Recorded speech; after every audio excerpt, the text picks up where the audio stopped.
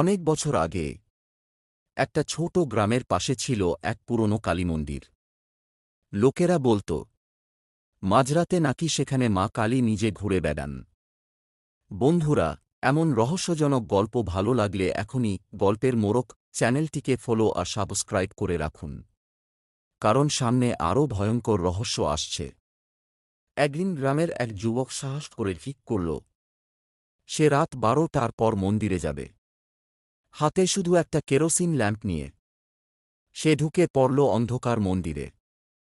চারদিকে অদ্ভুত নীরবতা। হঠাৎ দূর থেকে ভেসে এলো নূপুরের শব্দ। টুন টুন টুন। যুবকটা ধীরে ধীরে মায়ের মূর্তির দিকে এগোতে লাগল। ঠিক তখনই মন্দিরের সব প্রদীপ একসাথে জ্বলে উঠল, আর সে দেখল মা কালীর মূর্তির সামনে একজন কালো শাড়ি পরা মহিলা দাঁড়িয়ে আছেন। মহিলার চোখ দুটো অদ্ভুত লাল, আর ঠোঁটে ভয়ঙ্কর হাসি। যুবকটা ভয়ে পিছিয়ে যেতে গিয়ে পড়ে গেল।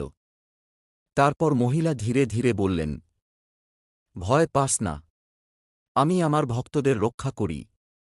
পরের মুহূর্তেই সব আলো নিভে গেল। পরদিন সকালে গ্রামের মানুষ মন্দিরে এসে দেখল যুবকটা অজ্ঞান হয়ে পড়ে আছে, কিন্তু তার হাতে শক্ত করে ধরা ছিল একটা তাজা লাল জবা ফুল।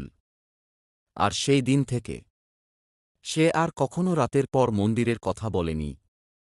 এই রকম আরও রহস্যজনক ও ভয়ঙ্কর গল্প শোনার জন্য এখনই গল্পের মোড়ক চ্যানেলটিকে ফলো ও সাবস্ক্রাইব করুন।